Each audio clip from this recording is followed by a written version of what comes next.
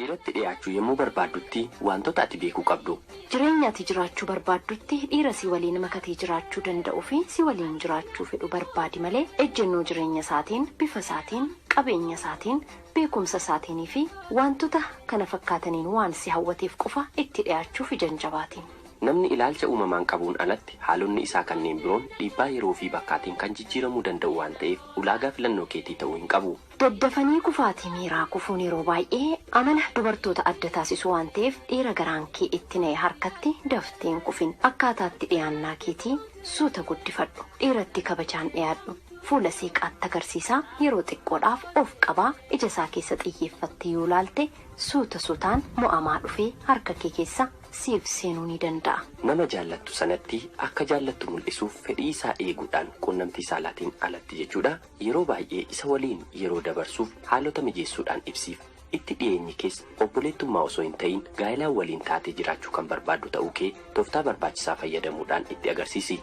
Kunis kaadhimaa isaa ta'uudhaaf yeroo murteessitee eegaltee ergaa jaalala keetii dabarfachuu danda'uuf karoora kee fi miira keessa isaatii beekuudhaaf baay'ee si fayyada. Miira nama jaallachuuf eeyyamtee hawwachuu akka dandeessuuf daddaftee fedhii isaa hubachuu qabda. Kana boodas fedhii fi miira isaatiif deebii kennuu akka dandeessuuf fageenyarraa miirri jaalalaa fi fedhiin isaa akka guddatuuf haalota mijeessiif.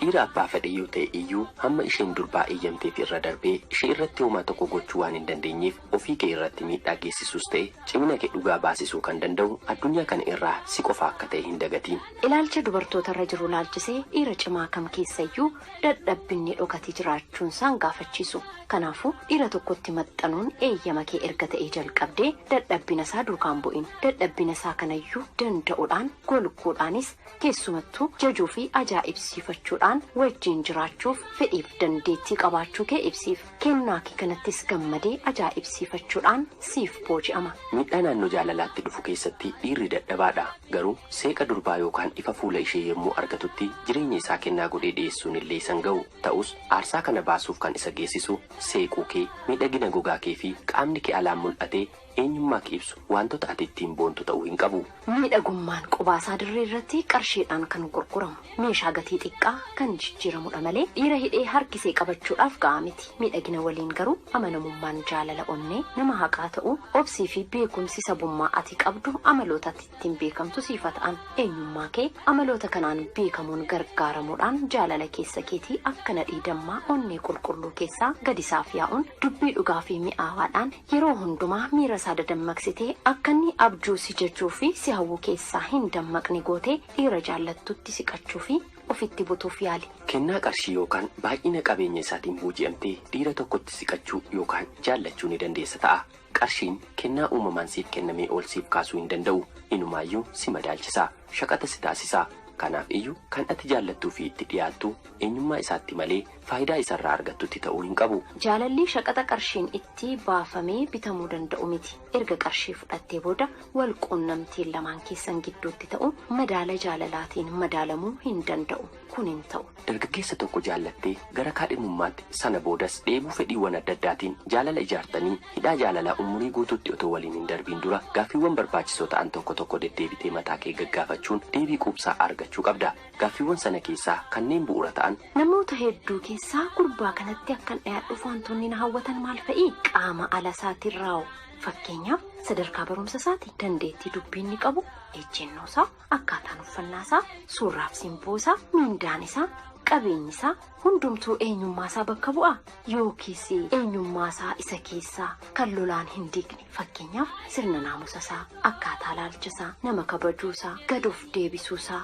haqummaa isaa. Ulaagaaleen ati ittiin isaaf booji'amte lakkoofsaan hedduu yoo ta'an iyyuu ibsa bakkee isaatti caalaatti eenyummaan isaa inni keessaa jaalalli kee milkaa'ee umurii guutuu jabaatee kan itti fufu akka ta'uuf amansiisa ga'aasiif laatu. Erga wal jaallatanii booda rakkoo miira walitti bu'insa uumuu irraa of eeggachuudhaan waqtiilee dheeraadhaaf wal jaallatanii erga turtaniin booda amala walii shaakaluu fi gad fageenyaan wal baruun walitti gammaduu fi wal bashannansiisuu waan uumuufi. Adeemsa jaalalaa irratti fakkeessaan oduu baay'ee odeessuun amala waliin hin uumamin yeroo gabaabaadhaaf uffachuun tasumaan barbaachisu. Amalli keenni dhokatee ture akka biiftuu ganamaa suutaan mul'atee yeroo argamaa adeemu hiriyoota kee fi hawaasaatitti gidduu jiraattu biratti kabaja kee irratti miidhaa waan geessisuuf amalli fakkeessaa akka sirraan mul'anneef eeggannoo guddaa godhi. Eenyummaa kee dhoksuuf akkaataan dubbii ati filattu jechoota filannaan kee akkaataa uffannaa kee fi gochawwan kumaan lakkaa'aman cimina kee agarsiisuudhaan yoo mul'atan illee dhugaan jiru waqtiilee fi bakka isaanii eeggatanii bakkeetti ba'uu ni nafu. Kunis umurii hawaasaa wajjin jiraachuuf siif kenname qophummaa fi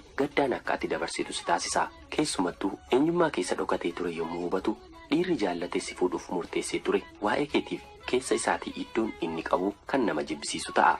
Kanaafis amma dandeessitti eenyummaa kee innatittiin uumamte ibsa jireenya keetii haa ta'u. Eenyummaa kee isa sirrii kanaan dhiira jaallatte tokko hawwachuun dandeessu taanaan sittaaf.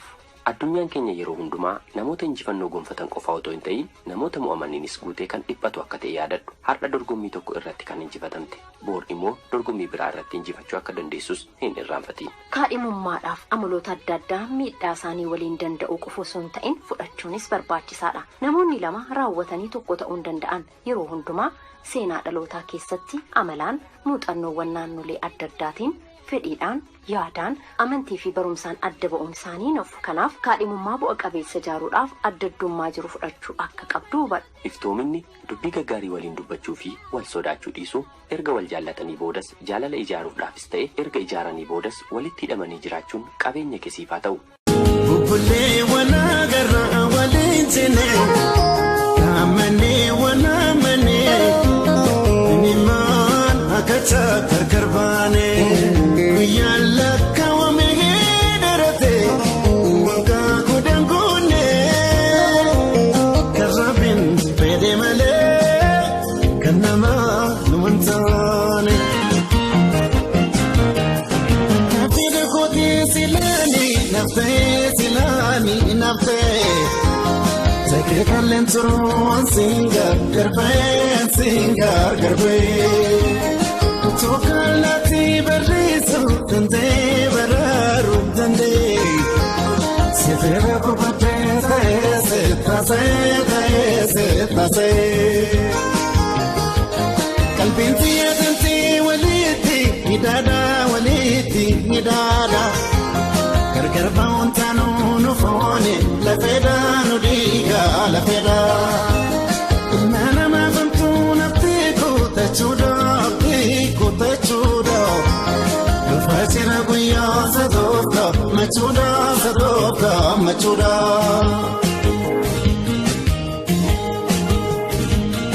Zamama katiya ababo kamise hakuram bafane yani ke namerse Honda chartese mal kayon se farse Fila tantunama Akanya bilese